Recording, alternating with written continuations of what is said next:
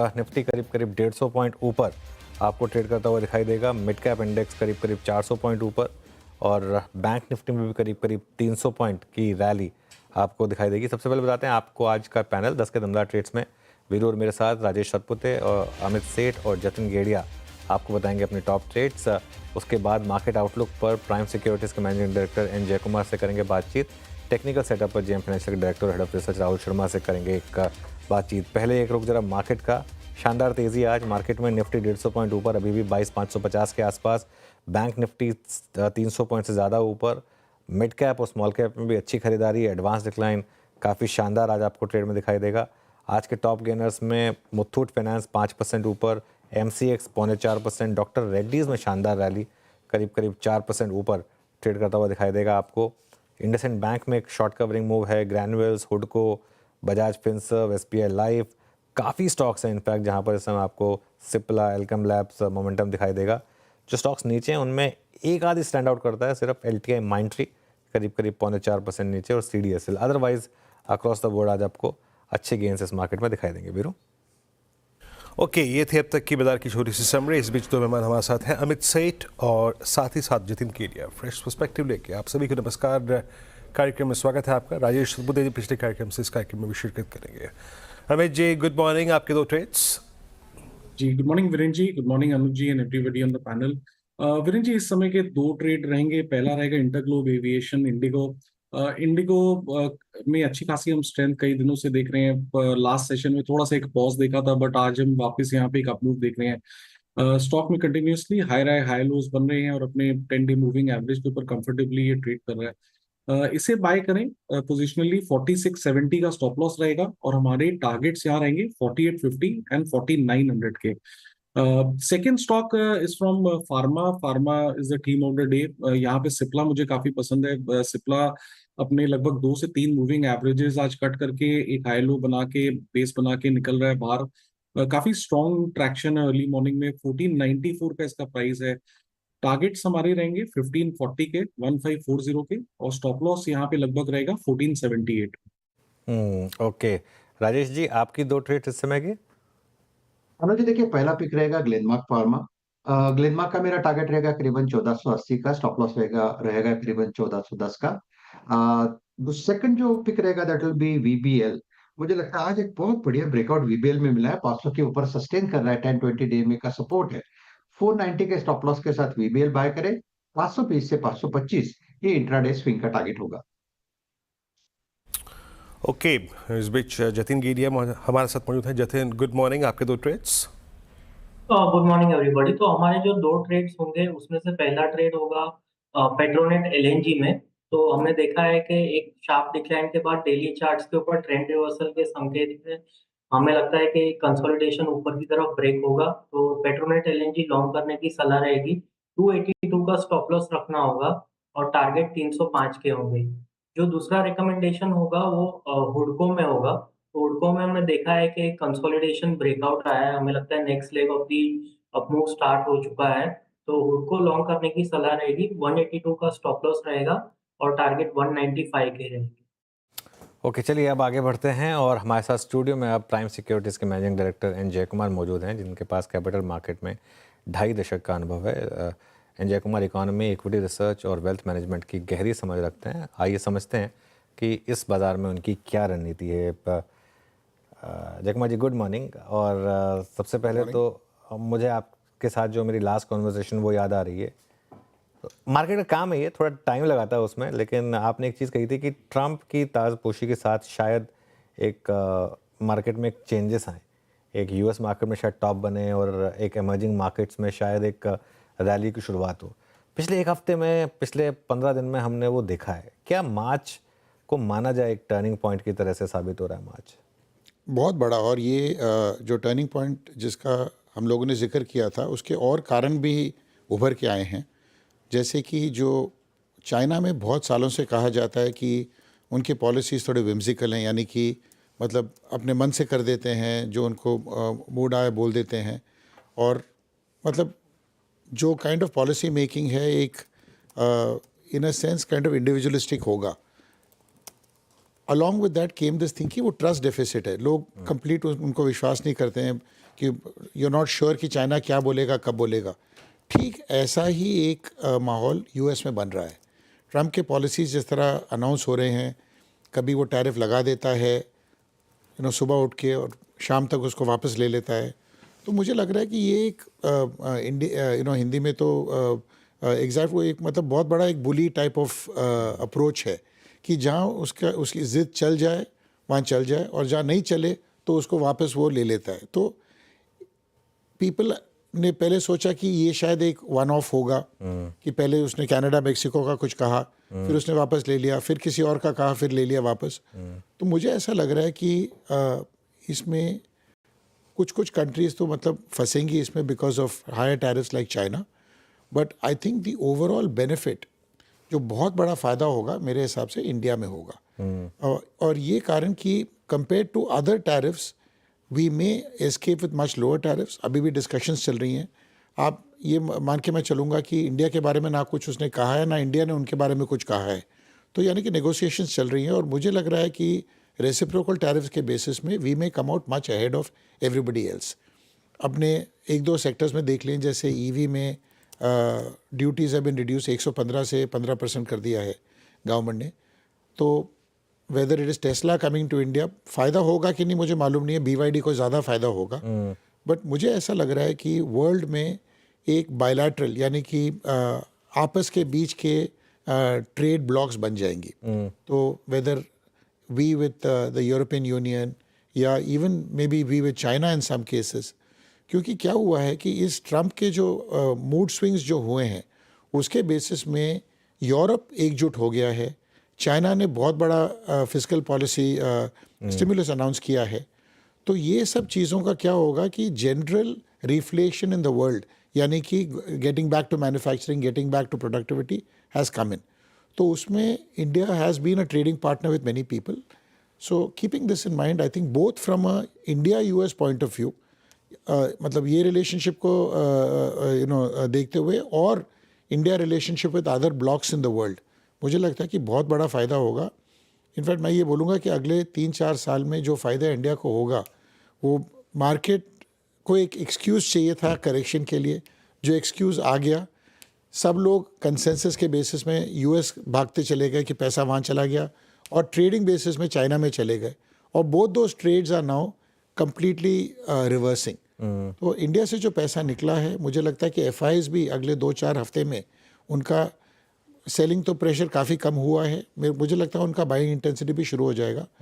And but इस time वही है कि हर रैली में अलग अलग घोड़े होते हैं, तो अपने को वो ये देखना है कि घोड़ा कौन सा हमारे लिए अच्छा रहता है।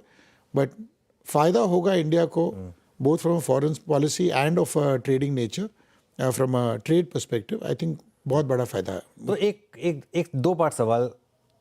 एक माने कि 21,800 पर अब एक फर्म बॉटम बना है, पहली बात। और दूसरा, अगर ये तेज़ी आई तो कितना सरप्राइज कर सकती है? क्या हम वापस ऑल टाइम हाई जा सकते हैं, या वो सोचना भी थोड़ी जल्दबाजी होगी? 25,000 तक का स्कोप खुलेगा? कहाँ तक का रास्ता खुलेगा आपके हिसाब से?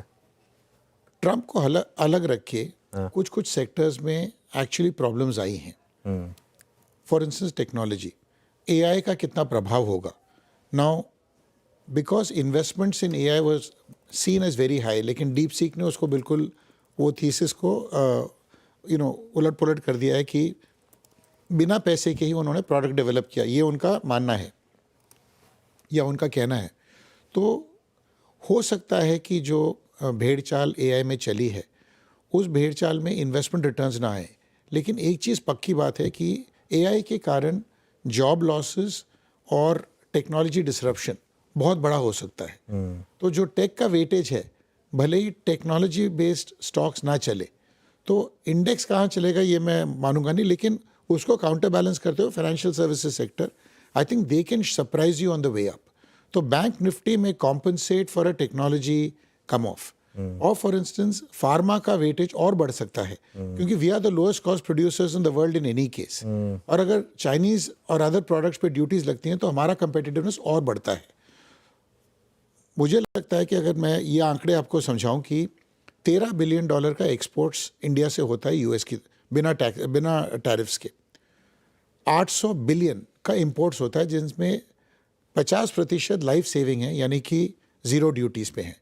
बाकी 50% यानी कि 400 बिलियन के ड्यूटीज़ 10% इंडियन गवर्नमेंट लगाती है। अगर ये 10% यानी कि 40 मिलियन का अगर ये ड्यूटीज़ माफ़ कर देती है तो मेरा ये मानना है कि there could be the entire 13 billion जो है 13 बिलियन का जो एक्सपोर्ट्स है बिना शुल्क के यानी कि बिना टैरिफ्स के एक्सपोर्ट किया जा सकता है। उस माहौल में क्या होगा कि this 13 billion can go up to 20 billion in the next 7-8 years. That is the kind of export because the US government has revealed कि 395 ड्रग्स पे की शॉर्टेजेस चल रही हैं उसमें आज के दिन, यानी कि लास्ट क्वार्टर के नंबर्स हैं ये। सो शॉर्टेजेस हर क्वार्टर बढ़ती जा रही हैं, तो इंडिया का जो एक्सपोर्ट है मेरे हिसाब से बहुत ही ज़्यादा बुलिश उसमें दिखता है। So some sectors will compensate for the others, but the weightage of pharma में भी लो, weightage of bank index is much higher, and the weightage of technology is equally good. So थोड़ा counterbalancing हो सकता है, but over the next 12 months could we make a new high? मेरे को कुछ भी ताजुब नहीं होगा कि अगर ये बात हो जाती है तो। वीरू? ओके, मैं इनफैक्ट जयकुमार सर आपसे IT के बारे में पूछने वाला था, लेकिन आपने उसको पहले ही डिस्क्राइब काफ़ी कर दिया। अब हम ऑलमोस्ट मार्च मिड में हैं और एक महीने के अंतराल में हम मॉनसून के बारे में बात करना शुरू कर देंगे। FMCG पे आपका टेक क्या है सर? प्राइस डैमेज सिवियर है, कोई प्राइस रिकवरी नहीं है।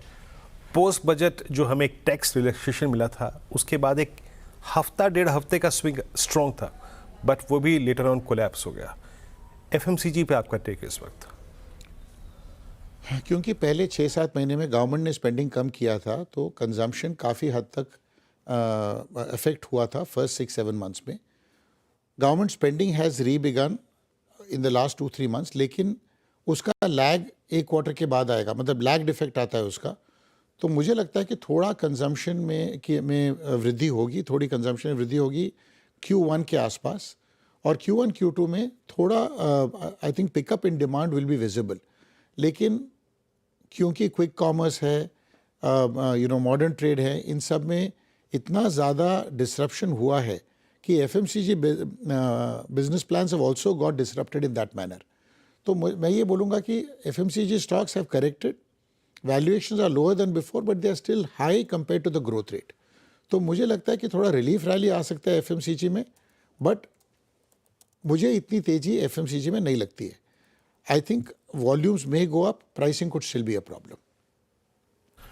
प्राइसिंग स्टिल एक प्रॉब्लम परसिस्ट करेगी। अच्छा सर, ये अभी अनुज जिस बात का जिक्र कर रहे थे कि एक बॉटम का हंट शायद क्या मिल रहा है क्या 21,800 पे, 22,000 का लो लगाने के बाद हमने जो करीब 22,600 का या फिर 22,700 तक का सफ़र तय किया, इसमें कमोडिटीज़ का, इसमें मेटल्स का बहुत स्ट्रॉन्ग कंट्रीब्यूशन था। क्रूड काफ़ी सॉफ्ट हुआ था तो उसका भी बाजार ने एक एडवांटेज लिया। अभी आप कमोडिटीज़ में क्या कर रहे हैं sir, and specially your take on metals, ferrous non ferrous? सबसे पहले तो एक चीज़ जिसका जिक्र हुआ नहीं, नॉर्मली अनुज बहुत पहले उसका जिक्र करते हैं तो उस बात को मैं लेता हूँ, डॉलर इंडेक्स की बात। डॉलर इंडेक्स में काफ़ी मूवमेंट देखने को मिला है। 110 वाला जो ट्रम्प के इलेक्शन के बाद हुआ था, आज 100-1.25 के आसपास है। मुझे लगता है कि the dollar index on the way down, क्योंकि अगर आप मैक्रो देखोगे 37 ट्रिलियन डॉलर का डेट US में, 7 ट्रिलियन डॉलर्स का डेट ये साल रोल ओवर करके री इशू करना, and an interest servicing of 1.2 trillion dollars, मतलब 1.2 ट्रिलियन सालाना इंटरेस्ट सर्विसिंग, और अगर कुछ नहीं करो तो यही लेवल अगर 4-4.5% का इंटरेस्ट रेट लेवल रहा तो 5 साल में ये डेट 47 ट्रिलियन होके इंटरेस्ट सर्विसिंग सालाना 2 ट्रिलियन के आसपास रहेगा, जो मेरे हिसाब से पतन का एक बहुत बड़ा कारण होगा US इकोनॉमी के या US करेंसी का।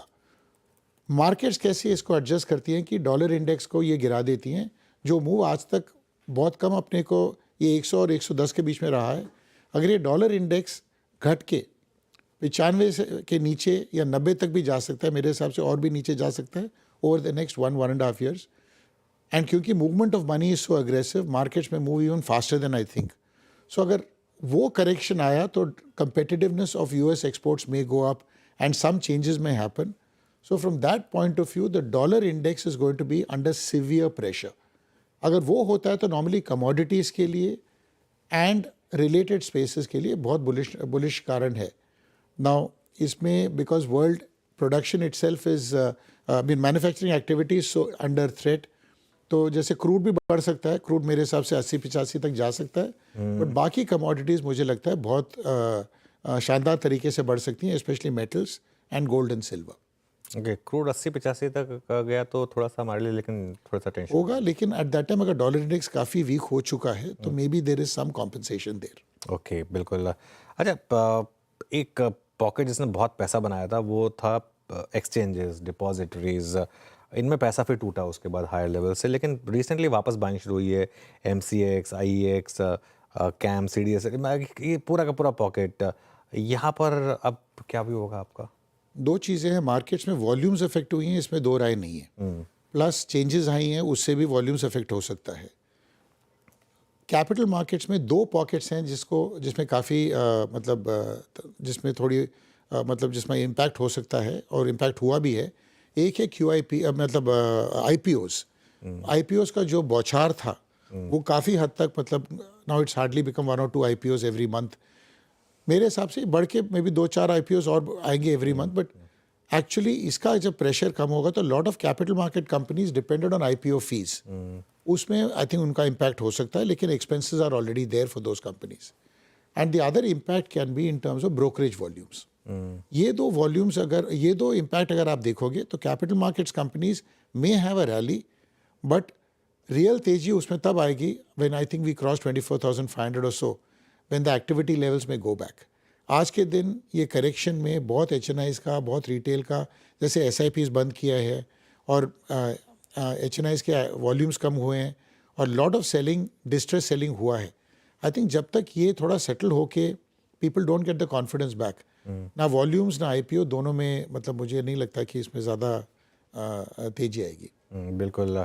अच्छा, आपने सिंस विनोद नहीं पूछा, लेकिन आपने पासिंग में IT की बात की थी, लेकिन IT में रिसेशन फियर कब आपको लगता है प्राइस इन हो जाएगा, और अगर बाई चांस US में रिसेशन नहीं आया तो क्या लॉन्ग टर्म इन्वेस्टर के लिए यहाँ पे थोड़े से मौके खुल रहे हैं या अभी अवॉइड ही करेंगे इस पॉकेट को? मुझे लगता है कि IT में because we are still largely dependent on a services and US model, I am not worried so much about recession because I don't think that is the fear. The fear is कि a lot of coding and lot of programming is becoming now automated through AI. Okay. So is it possible that large joblessness can happen?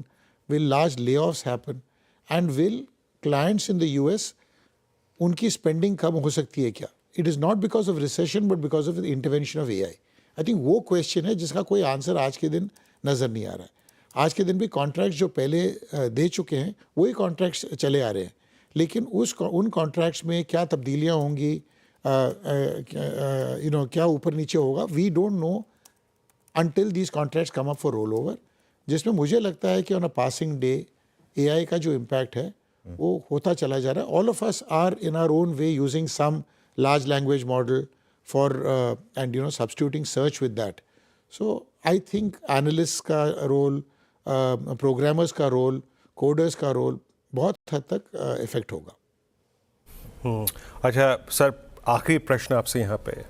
एक चीज़ जो अभी तक auto specially अभी पिछले 20 दिन में जो प्राइस डैमेज हुआ पोस्ट, आई थिंक जब टेस्ला ने अपने ऑपरेशंस इंडिया में शुरू करने की बात की और 2 जगह तो आइडेंटिफाई भी कर ली उन्होंने. 4 व्हीलर सेगमेंट में, EV में और 2 व्हीलर में सब जगह प्राइस डैमेज हुआ है. अभी इस प्राइस पे आप लोगों ने कुछ कंसिडर किया है क्या? आई थिंक जब ड्यूटीज़ में कटौती आती है तो द लोएस्ट कॉस्ट प्रोड्यूसर जो आज के दिन चाइना में है, specially on the EV side, मुझे लगता है BVD could potentially want to make India, जो मारुति ने इंडिया में गढ़ साबित किया है या इस्टेब्लिश किया है, वो मुझे लगता है कि BVD का अप्रोच ये होगा कि इंडिया में आके ऐसा ही एक गढ़ बना ले कि थोड़ा लोकल वैल्यू एडिशन हो जाए, थोड़ा लोकल प्रोडक्शन हो जाए and largely kids come from overseas. क्योंकि आज आप BYD के अगर प्रोडक्ट्स देखते हो तो टेस्ला से बहुत हद तक ये वही फीचर्स हैं, इन सम केसेस पीपल से इवन सुपीरियर. और प्राइस फैक्टर में देखोगे तो 1/3 या 1/4 का उनका प्राइस पॉइंट है. तो अगर वो कंसिडर करते हो कि other people can come in and start producing, yes some people will be affected in a big way, but maybe collaborations establish होंगे, maybe marketing types establish होंगे, but एक चीज़ पक्की बात है कि current pricing will get disrupted in a very major way, क्योंकि यहाँ तो स्पेकुलेशन नहीं है, हियर से नहीं है, यहाँ तो एक्चुअल ड्यूटीज़ काटा गया है। चलिए जय कुमार सर, बहुत बहुत शुक्रिया आज आप हमारे साथ जुड़े और ये जो आपने हमसे बात की, और होपफुली आपकी बात सही हो, क्योंकि काफ़ी ज़रूरत है एक थोड़ा सा इस मूड माहौल को थोड़ा चेंज करने की। तो ये कुल मिलाकर अभी का मार्केट का रुख। अब हमारे साथ जेएम फाइनेंशियल के director head of research Rahul Sharma जुड़े हैं। Rahul ji good morning. Nifty में बॉटम बना क्या? Good morning Anuj. I think जो एक मार्च ग्राइंड है मार्केट में अभी भी चालू है, साइडवेज कंसोलिडेशन, एक तरह से बेस बिल्डिंग हमारे हिसाब से यहाँ पर निफ्टी में देखने को मिल रहा है। तो मुझे लगता है कि मंथली एक्सपायरी के पहले एक राउंड जरूर निफ्टी में देखने को मिल सकता है, जहां पर 22,000 का जो जो एक तरह से हमने अभी तक बेस बनाया हुआ है वो शायद थोड़े छोटे तरीके से वायलेट हो, 21,800 तक शायद नीचे जाने को मिले, और फिर वहां से मुझे लगता है अप्रैल ऑनवर्ड्स आई थिंक एक मीनिंगफुल रिकवरी मार्केट के अंदर स्टार्ट होती हुई दिख सकती है। तो एज ऑफ नाउ व्यू यही है कि जो बैक एंड फोर्थ एक्शन है मार्केट के अंदर वो चलता रहेगा। ऊपर में 22,720, 22,800 के मल्टीपल रेजिस्टेंसेज है, नीचे में 22,300, 22,000, 21,800 ये तीन सपोर्ट्स है। तो as a trader I think आप अगर प्योरली शॉर्ट टर्म ट्रेडिंग करते हैं तो ट्रेडिंग के लिए मार्केट काफी बढ़िया है, खास करके स्पेसिफिक लेवल्स के हिसाब से आप अगर एंट्री एग्जिट करें। और अगर आप इन्वेस्टर हैं तो आई थिंक ये एक अच्छा समय है यहाँ पर अक्यूमुलेट करने का, यहाँ पर चेरी पिक करने का, अच्छे आइडियाज और अच्छे सेक्टर्स और स्टॉक्स का। और हमें लगता है कि ओवरऑल 2 अप्रैल जब शायद ट्रम्प के जो टैरिफ्स है वो क्लियर होंगे, प्लस 10 अप्रैल के आसपास हमारी अर्निंग सीजन भी चालू होगी, और कहीं ना कहीं हमें लगता है कि मार्केट वहां पर थोड़ी सी स्टेबिलिटी जरूर पाएगा।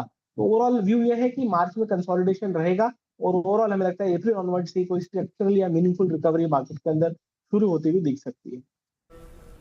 ओके अच्छा Rahul ji, price differential, price performance में एक डिफरेंशियल था निफ्टी और निफ्टी बैंक की, और वो शायद स्पॉन्सर किया या फिर वो डिफरेंशियल था निफ्टी आईटी।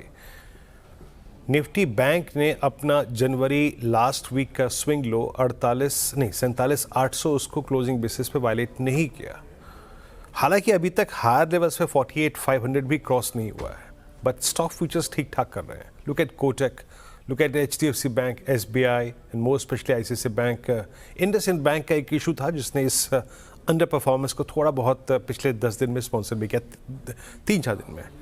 बैंक निफ्टी में आपका व्यू, और बैंक्स और NBFCs में आपके प्रिफर्ड पिक क्या है? देखिए, सबसे पहले तो बैंक निफ्टी हमें आदत हो गई थी हर मंदी में लीड करता था। ये ऐसा 2 महीने का पीरियड है जहां पर बैंक निफ्टी ने वीकनेस नहीं दिखाई है, और इनफैक्ट 47,700, 48,000 के आसपास मल्टीपल टाइम्स बैंक निफ्टी ने सपोर्ट लिए है। अभी तक टेक्सचर बदला नहीं है बैंक निफ्टी का, अभी भी बैंक निफ्टी का जो सेटअप है वो मेरे हिसाब से साइडवेज का ही है, यानी कि ब्रेकआउट अभी तक बैंक निफ्टी के अंदर कंफर्म नहीं हुआ है।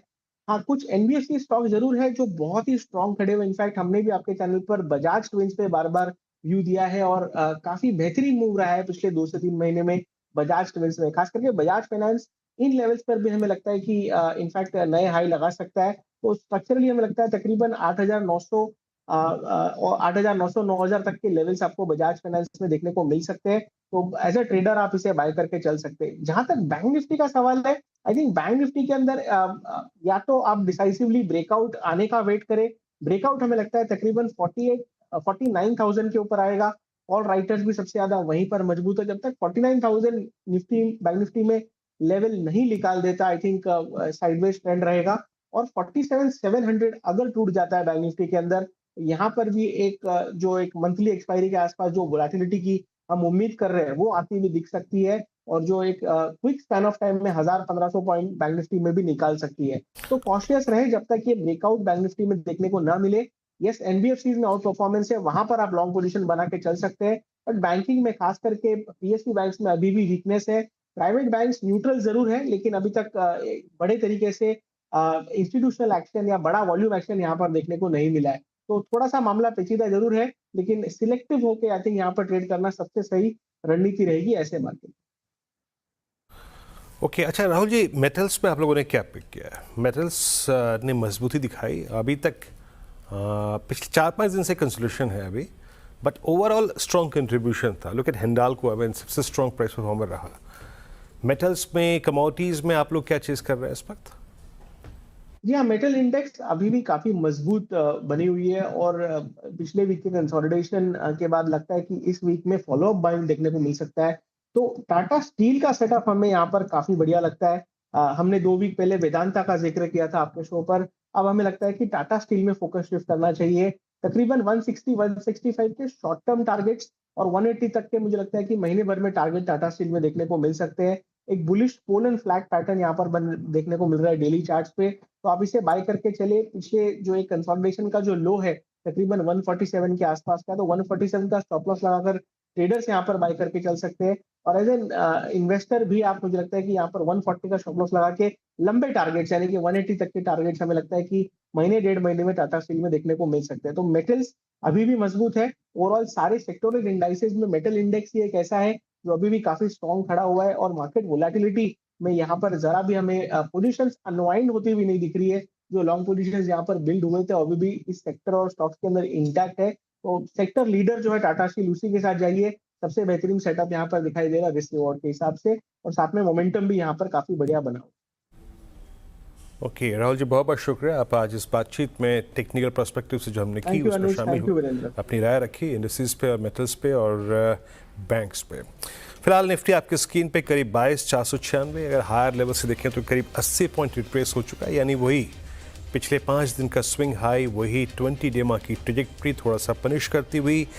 निफ्टी बैंक आपकी स्क्रीन पे 48,362 पे। निफ्टी आईटी थोड़ा सा एक प्रेशर डालता हुआ 150 पॉइंट नीचे। फिलहाल इस कार्यक्रम में इतना ही। इसका दमदार ट्रेड पे एक छोटा सा ब्रेक, और ब्रेक के बाद श्रेया और कंचना आपके साथ जुड़ेंगी। आपका कोई प्रश्न हो ज़रूर पूछिएगा इस मंच पर। तब तक के लिए नमस्कार।